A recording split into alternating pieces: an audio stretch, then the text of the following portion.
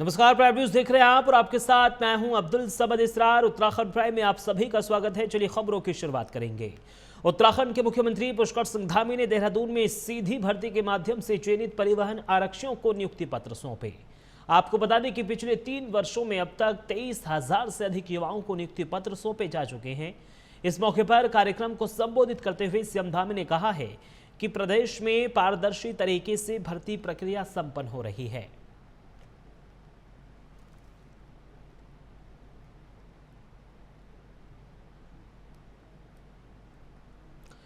उत्तराखंड के मुख्यमंत्री पुष्कर सिंह धामी ने मुख्यमंत्री आवास में अधिकारियों के साथ बैठक की और कई दिशा निर्देश दिए। सीएम ने आधार कार्ड और अन्य सरकारी दस्तावेज बनाते समय उनका सही प्रकार से सत्यापन करने के निर्देश दिए। सरकारी जमीन से अवैध अतिक्रमण हटाने को लेकर कार्रवाई, सरकारी भवनों के निर्माण कार्यों में स्थानीय श्रमिकों को प्राथमिकता, भ्रष्टाचार के खिलाफ अभियान, टोल फ्री नंबर 1064 का व्यापक स्तर पर प्रचार करने समेत कई बिंदुओं को लेकर दिशा निर्देश दिए हैं।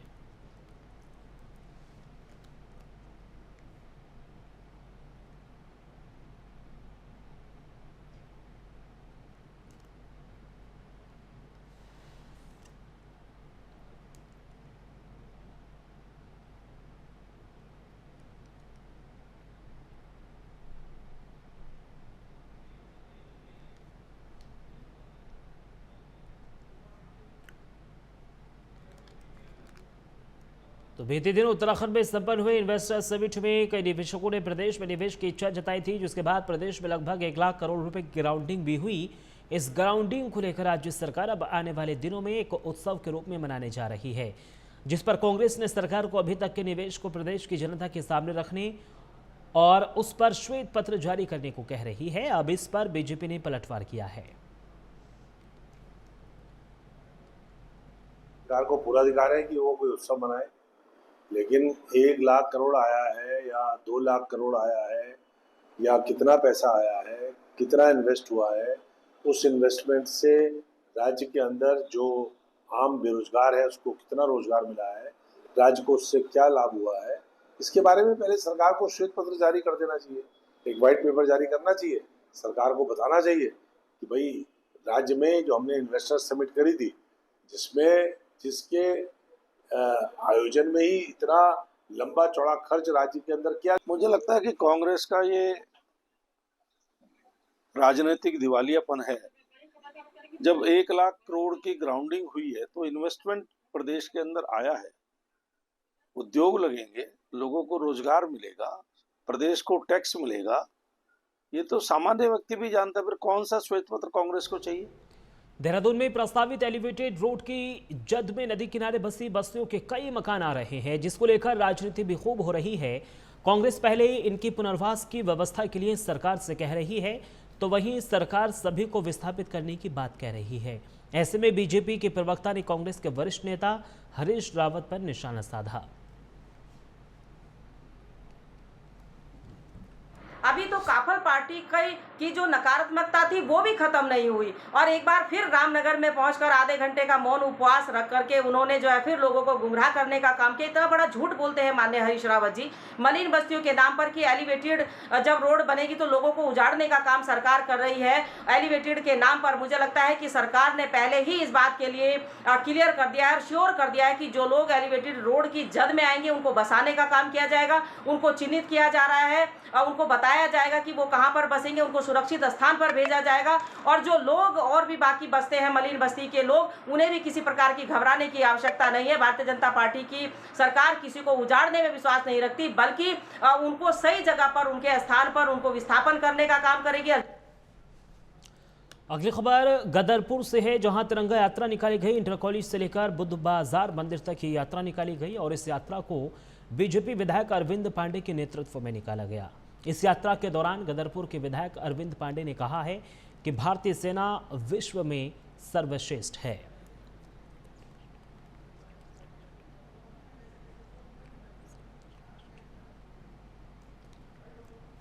हम सब के लिए ये गर्व का विषय है कि ऑपरेशन सिंदूर के तहत जो विजय हमारी सेनाओं ने प्राप्त की है, उन सबको शुभकामनाएं देने के लिए आज इस तिरंगा यात्रा का हम लोगों ने निकालनी है और ये हम लोगों के लिए बहुत गर्व और हर्ष का विषय है कि हमारे सैनिकों ने इस विजय को प्राप्त किया है और इस देश का नाम और इस देश को गर्व प्रदान किया है। पाकिस्तान में पल रहे आतंकवादी जो हिंदुस्तान को हमेशा धार्मिक दृष्टिकोण से देखते हैं और देश को अस्थिर करने का काम करते हैं, चाहे पहलगाम की घटना हो, चाहे पुलवामा की घटना हो, चाहे हमारे लोकसभा में कभी यहाँ सदन के अंदर हंगामा हुआ था।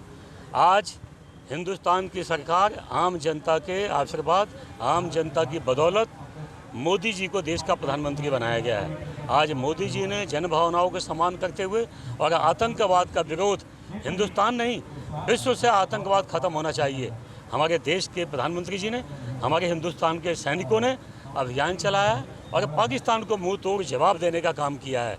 आज ये शौर्य दिवस है, तिरंगा यात्रा है, सभी भारतीय जनता पार्टी के कार्यकर्ता इकट्ठे होकर आज ये तिरंगा यात्रा इस बात का प्रतीक है कि हमारे देश के सैनिकों ने पाकिस्तान को। किच्चा के नगरपालिका कार्यालय में क्षेत्रीय विधायक तिलकराज बेहड़ ने नगरपालिका अधिकारियों और कर्मचारियों के साथ बैठक की है। बैठक में मानसून से पूर्व शहर में जलभराव की समस्या को दूर करने और शहर की सफाई व्यवस्था दुरुस्त करने को लेकर समीक्षा की गई। इस दौरान नगर में जलभराव वाले स्थानों को चिन्हित किया गया और जलभराव की समस्या से निपटने के लिए योजना तैयार की गई।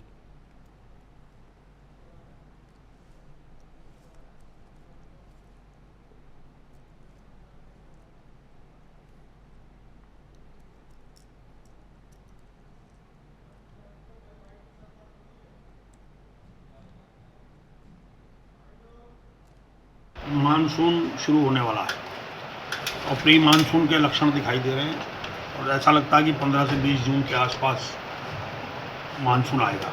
तो उससे पहले यहाँ के नहरें हैं जो नगरपालिका क्षेत्र के अंदर आती हैं, नालियाँ हैं, नाले हैं, उसकी सफाई को लेकर बैठक की थी और उसकी सफाई होनी चाहिए युद्ध स्तर पर और उसकी मैंने समीक्षा की है, सारी बातचीत की है लोगों से और अभी कई जगह काम होना शुरू है। बाकी तो लेफ्ट वहाँ नहर है, इसका सफाई होना है, इसको 2-3 दिन के अंदर 2 JCB लगाकर इसका काम शुरू किया जाएगा और 1 हफ्ते में इसको टारगेट दिया गया कि 1 हफ्ते के अंदर ये पूरी नहर साफ की।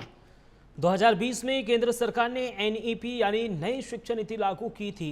इसके तहत शिक्षा के क्षेत्र में कई बड़े बदलाव हुए थे। उत्तराखंड सरकार ने भी राष्ट्रीय शिक्षा नीति को अपनाने की बात कही थी। उसी के तहत अब राज्य में हाई स्कूल की परीक्षाएं 1 साल में 2 बार करने की कवायद तेज हो गई है। उत्तराखंड सरकार राष्ट्रीय शिक्षा नीति को अपनाने जा रही है और अब राज्य में हाई स्कूल की जो परीक्षा है वो साल में 2 बार होगी। हाल ही में सचिवालय में हुई शिक्षा विभाग की समीक्षा बैठक में मुख्य सचिव द्वारा यह निर्णय लिया गया है कि राष्ट्रीय शिक्षा नीति को पूर्णतया अपनाया जाएगा और उसके साथ ही जो परीक्षा पैटर्न है उसको भी जो है अपनाया जाएगा। बहरहाल अगर ये पैटर्न अपनाया जाता है तो जहां अब अभ्यर्थियों को साल में 2 बार जो है परीक्षा देने का मौका मिलेगा वो उनमें से जिसमें ज़्यादा अंक प्राप्त हो उसको चुन सकते हैं। उसके साथ ही जो परीक्षा के दौरान मानसिक तनाव अभ्यर्थियों को झेलना पड़ता है उससे भी कहीं ना कहीं निजात मिलेगी। अब देखने वाली बात यह होगी कि राज्य सरकार इसको कब से लागू करती है और कब से इस प्रक्रिया का सुख जो है युवाओं को मिल सकेगा। अपने सहयोगी राहुल के साथ मदन सिंह, प्राइम न्यूज। राज्य सरकार या विभाग संपत्ति पर किए गए अतिक्रमण पर जल्द ही बड़ी कार्रवाई होगी। आपको बता दें कि सुप्रीम कोर्ट ने कई निर्देश जारी किए हैं जिसके तहत राज्य सरकार या विभाग संपत्ति पर किए गए अतिक्रमण पर कार्रवाई की जाएगी। देहरादून जिलाधिकारी सबीन बंसल ने सभी विभागों से रिपोर्ट भी मांगी है। देखिए, ऑनरेबल सुप्रीम कोर्ट के भी डायरेक्शंस हैं और हमारे इसी क्रम में राज्य सरकार की नीति में निर्धारित की गई है कि हमारी जितनी सरकारी ज़मीनें हैं या विभागीय संपत्तियां हैं उन पर अवैध संरचनाएं, चाहे वो व्यावसायिक हैं, आवासीय हैं या धार्मिक हैं, उनको एक टाइम बाउंड बेस से चिन्हित करते हुए हटाए जाने की कार्रवाई गतिमान रखनी है और इस प्रोसीजर को अनएंडिंग नहीं करना है। It should come to a logical conclusion timely. तो इसी क्रम में हमारे सभी विभाग, चाहे PWD, इरिगेशन, पुलिस, फॉरेस्ट, सबको एक निश्चित समय सीमा दी गई है, जिसके अंतर्गत उनको ये कार्रवाई। किच्चा विधायक तिलकराज बिहड़ का एक वीडियो सोशल मीडिया पर वायरल हो रहा है, जिसमें विधायक रोड पर खड़े होकर अपने मोबाइल से रोड पर चल रहे ओवरलोड वाहनों की वीडियो बना रहे हैं। वीडियो में विधायक इन ओवरलोड डंपरों को यमराज की संज्ञा दे रहे हैं, तो वहीं प्रशासन को चेता रहे हैं कि अगर क्षेत्र में ओवरलोड बंद नहीं हुआ तो घटना घटित होने पर आंदोलन किया जाएगा और इसका जिम्मेदार खुद प्रशासन होगा। जाते समय आते समय अभी तो मैं इतने से क्षेत्र में कितनी गाड़ियां चलती हैं ओवरलोडिंग, मैंने उसको कल लाइव किया है। और ऐसे ही एक दिन मैं देहरादून से आ रहा था तो बाजपुर नेशनल हाईवे पे यही स्थिति थी। इधर से जाता हूं तो जो इधर से ट्रक जाते हैं उनकी यही स्थिति है। तो बहुत बुरी हालत है। प्रशासन पुलिस को कोई काम नहीं है। अभी मैं निकल रहा था तो ठेले वालों से पुलिस वाले उसके तराजू छीन रहे थे। ये तो पुलिस का काम है, वो तो मैं वीडियो नहीं बना पाया, बस आड़े आ गई थी। मैंने दूर से देखा, शर्म नहीं आती इस पुलिस को, वर्दी को। एक ठेले वालों के बांट वो छीने जा रहे हैं, तोलने के कांटे छीने जा रहे हैं, और एक वो ट्रक चल रहे हैं और इस कोतवाल को दिखते नहीं पुलिस को। ये जो डीडीए जो आदित्य चौक के पास क्या हालत है, जाम लगता है ट्रकों का, ओवरलोडिंग का।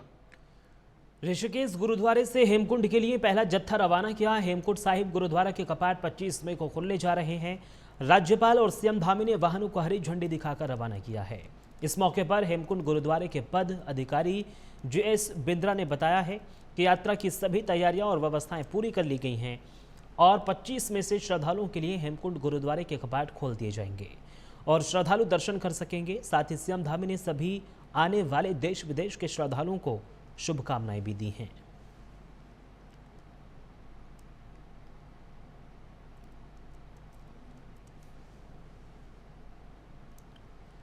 अगली खबर रुड़की से है, जहां उत्तराखंड मदरसा बोर्ड ने मदरसों के सिलेबस में ऑपरेशन सिंदूर को शामिल करने का फैसला लिया है। इसको लेकर विधायक मोहम्मद शहजाद ने मदरसा बोर्ड के इस फैसले को नादानी बताया है। इस दौरान उन्होंने कहा है कि ऑपरेशन सिंदूर अभी कंप्लीट नहीं हुआ है और मदरसा बोर्ड के निर्णय को ऐतिहासिक बताना वो नादानी समझते हैं। इसके अलावा उन्होंने कहा कि निर्णय सरकार लेती है, ना कि मदरसा बोर्ड। साथ ही उन्होंने कहा है कि मदरसा बोर्ड ने जल्दबाजी में फैसला लिया है जिसको वो कुछ नहीं समझते हैं।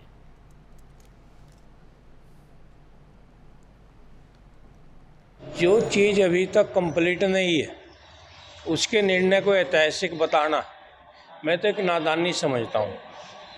ऑपरेशन सिंदूर अभी कंप्लीट नहीं है और निर्णय सरकारें लेती हैं, मदरसा बोर्ड निर्णय नहीं ले सकता है। तो मैं समझता हूँ बहुत जल्दबाजी में वसीम रिजवी पढ़ने का शौक़ है। नहीं करें ना, किताब छपवाए ना, बताए ना ऑपरेशन सिंदूर कहाँ से शुरू हुआ, कहाँ ख़त्म हुआ। अभी तक कंप्लीट नहीं हुआ ना, सरकार कह रही अभी कंप्लीट। अगली खबर देहरादून से है, जहां बच्चों को यातायात के नियमों से अवगत कराना और दुर्घटना से बचाव करने के बारे में देहरादून में चिल्ड्रन ट्रैफिक पार्क बनाया जा रहा है, जिसका उत्तराखंड के संयुक्त परिवहन आयुक्त और कार्यदायी संस्था ने निरीक्षण कर निर्माण कार्यों का जायजा भी लिया है। इसको लेकर RTO प्रवर्तन डॉक्टर अनीता चमोली ने कहा है कि मुख्य रूप से देहरादून और हरिद्वार में चिल्ड्रन ट्रैफिक पार्क बनाया जा रहा है, जो लगभग 75% बन चुका है और सितंबर के आखिर महीने तक निर्माण पूरा होने की उम्मीद है। साथ ही उन्होंने कहा है कि पार्क में बनाए जा रहे मार्ग में बने ट्रैफिक साइन में बच्चों को यातायात के नियमों की जानकारी दी जाएगी।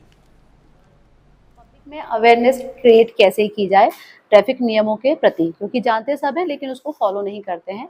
तो उसकी शुरुआत जो बहुत अच्छे ढंग से हो सकती है वो छोटे बच्चों से हो सकती है, स्कूली बच्चों से हो सकती है। तो इसी के लिए परिवहन विभाग द्वारा जो हमारे प्रमुख नगर हैं हरिद्वार और देहरादून में फर्स्ट स्टेज में चिल्ड्रन ट्रैफिक पार्क, स्कूली बच्चों को ट्रैफिक नियमों के प्रति जागरूक करने के लिए ट्रैफिक अवेयरनेस पार्क की स्थापना की जा रही है। देहरादून में और हरिद्वार में इसकी शुरुआत हो चुकी है और आज हमने देहरादून स्थित जो MDDA पार्क है शहतधारा रोड पे हेलीपैड के पास आज संयुक्त परिवहन आयुक्त सनत सर के द्वारा और हमारी टीम के द्वारा, जिसमें कि RTO प्रशासन भी थे और जो कार्यदायी संस्था थी वो भी थे, तो उनके द्वारा एक जॉइंट इंस्पेक्शन वहाँ का किया गया। पार्क लगभग 75% पूरा हो चुका है और सितंबर लास्ट तक उसके पूर्ण होने की। उत्तराखंड में त्रिस्तरीय पंचायत चुनाव को लेकर कुहास अब छट गया है। हरिद्वार जिले को छोड़कर प्रदेश के 12 जिलों में त्रिस्तरीय पंचायत का कार्यकाल नवंबर 2024 में समाप्त हो गया था। इसके बाद उत्तराखंड शासन ने पंचायतों को प्रशासकों के हवाले कर दिया था। ऐसे में पंचायत में तैनात प्रशासकों का कार्यकाल मई अंत में समाप्त हो रहा है, जिसको देखते हुए राज्य सरकार के साथ ही राज्य निर्वाचन आयोग ने भी अपनी तैयारी पूरी कर ली है। पंचायती राज विभाग के सचिव ने कहा है कि त्रिस्तरीय पंचायत चुनाव 15 जुलाई से पहले संपन्न कराने की दिशा में सरकार तैयारी कर रही है। पंचायती राज व्यवस्था के अंतर्गत उत्तराखंड में 12 जिलों में चुनाव कराए जाने हैं, जिसके लिए सरकार के स्तर पर अपनी तैयारियां चल रही हैं और माननीय उच्च न्यायालय में भी हमने एफिडेविट के माध्यम से भी अवगत करा दिया है कि जुलाई माह में हमारे यहाँ निर्वाचन प्रस्तावित है। जैसे अभी इस समय पूरे गढ़वाल क्षेत्र में हमारी 4 धाम यात्रा पीक पर चल रही है। ये यात्रा धीरे धीरे जून के लास्ट तक आते आते थोड़ी शिथिल पड़ने लगती है। इसके अलावा अभी हमारे स्कूल बंद हैं, टीचर समर वेकेशंस पे हैं। चुनाव में उनकी भूमिका बड़ी महत्वपूर्ण होती है, क्योंकि हमारे इलेक्शन के जो बूथ बनते हैं वो भी स्कूलों में ही बनाए जाते हैं। रुड़की के मंगलोर में हर साल समर मेला लगता है और इस बार इस मेले के उद्घाटन से पहले ही विवाद हो गया है। आपको बता दें कि ये मेला 25 मई से आयोजित होने वाला था, लेकिन जहां मेला लगने वाला था उस जगह के निवासियों ने आरोप लगाया कि उस इलाके से बाइक सवार बहुत तेज गति से गुजरते हैं, जिससे कई घटनाएं भी हो जाती हैं। मोहल्ले वासियों ने इसकी शिकायत करते हुए डिवाइडर लगाने की भी मांग की है। नफीस नाम है मेरा, मेला लालवाड़ा है और ये यहाँ मेला लगा हुआ है। यहाँ को मोटरसाइकिल वाले अनसट जाते हैं, बच्चों के चोट लग जाती है। पिछले मेले में दो घटना हो गई थी और चोट मारे और भाग जाओ कर रहे हैं आपने किसी। हम ये सोच रहे हैं कि यहाँ को जैप लग जाए। नगर पालिका से बात करी आपने इस बारे में? नगर पालिका से नहीं बात करी हमने, या मेले वाले से बात? मेले वाले से करी। कौन सुनना हमारी, फिर हमारी कोई सुना ही नहीं है। फिर काफ़ी भीड़ हो जा रहा रात में काफ़ी भीड़ हो जाती। अगर बिना चालानी कार्रवाई की जाएगी या जो भी नियमानुसार कार्रवाई को की जाएगी। मेला बिना परमिशन के नहीं चलने दिया जाएगा। लोगों का आरोप है कि वहाँ पर ब्रेकर लगाए जाए सर, दिक्कत हो रही है। देखिए, ब्रेकर तो हम पिछले 1 महीने से जहाँ हमारे पर रिक्वायरमेंट आ रही है वहाँ पे लगा रहे हैं। हम वहाँ पे अपने जेई साहब को भेज देंगे, अगर वहाँ पे रिक्वायरमेंट होगी तो वहाँ पे ब्रेकर हम लगवा देंगे। हाल ही में भारत के एयर डिफेंस सिस्टम ने पाकिस्तान के सभी ड्रोन और मिसाइल को हवा में ही ध्वस्त कर दिया था, जिससे दुनिया भर में इसकी चर्चा हुई। भारत की सफलता ने अन्य देशों को अपने एयर डिफेंस सिस्टम को मजबूत करने के लिए प्रेरित किया है। भारत के एयर डिफेंस को लेकर defence expert major general Shammi Sabharwal से खास बातचीत की है हमारे सहयोगी रजनीश दीक्षित ने।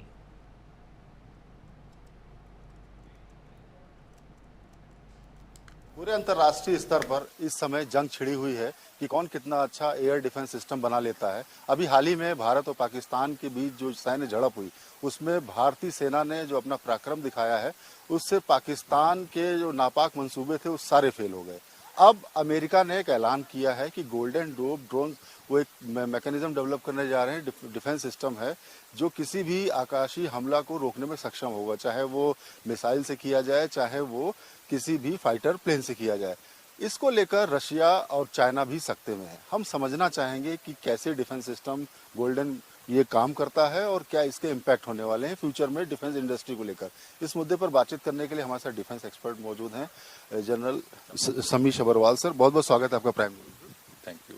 देखो, ऐसा है कि अभी तक क्या होता था कि जो हम अगर कन्वेंशनल डिफेंस सिस्टम्स को देखें तो उसमें क्या होता था कि एक सिंगल मॉडल रहता था कि आपके लॉन्ग रेंज रडार्स हैं जो दूर से पकड़ेंगे। उसके अलावा फिर जैसे अमेरिका के पास ये जो एयरबोर्न अर्ली वार्निंग जो इनके सिस्टम्स हैं, एवैक्स जिसको हम कहते हैं, वो एयरबोर्न सिस्टम है। तो वो जो सिस्टम होते थे ये नॉर्मली इंटीग्रेटेड होते थे, तो वो पूरे के पूरे सर्वेलेंस करते थे और जब कोई भी थ्रेट होती थी तो उसको फिर न्यूट्रलाइज करने के लिए फिर बाकी सिस्टम के साथ इंटीग्रेट हो जाते थे। चाहे तो वो जैसे ground based missile ground to air या एयर टू एयर मिसाइल हैं, तो या फिर हवाई जहाज के थ्रू उनको फायर करके डिस्ट्रॉय करते थे। अब हुआ क्या है कि जब से ये भारत पाकिस्तान के बीच में जो हुआ है उसके बाद उसमें कुछ एक चीज ऐसी थी जिसमें जिसको हमें जानना ज़रूरी है। हमने इस बार आर्टिफिशियल इंटेलिजेंस को यूज़ किया। देखो, मैनुअल आप कुछ भी काम करो उसमें ह्यूमन एरर आ जाता है। अब हमने क्या किया, हमने जो आकाश तीर सिस्टम जो बनाया है, ये एक बड़ा पोटेंट सिस्टम है जिसके बीच में हर चीज़ जो थी वो क्या था कि आप कोई भी थ्रेट आती है, देखो थ्रेट जो है एक लॉन्ग रेंज होती है, फिर एक मीडियम रेंज होती है, एक शॉर्ट रेंज होती है, उसी के हिसाब से वेपन सिस्टम भी वैसे ही यूज़ किए जाते हैं। और चलिए आगे बढ़ेंगे। उत्तराखंड फिल्म और नाट्य संस्थान की ओर से आयोजित महाकवि सुमित्रानंदन पंत जयंती समारोह में वरिष्ठ पत्रकार डॉक्टर हरीश चंद्र लखेड़ा को उत्तराखंड साहित्य रत्न सम्मान से सम्मानित किया गया। समारोह के मुख्य अतिथि और उत्तराखंड सरकार के मीडिया सलाहकार समिति के अध्यक्ष डॉक्टर गोविंद सिंह और उत्तराखंड फिल्म और नाट्य संस्थान की संस्थापक निदेशक संयोगिता ध्यानी ने संयुक्त रूप से डॉक्टर लखेड़ा को सम्मानित किया।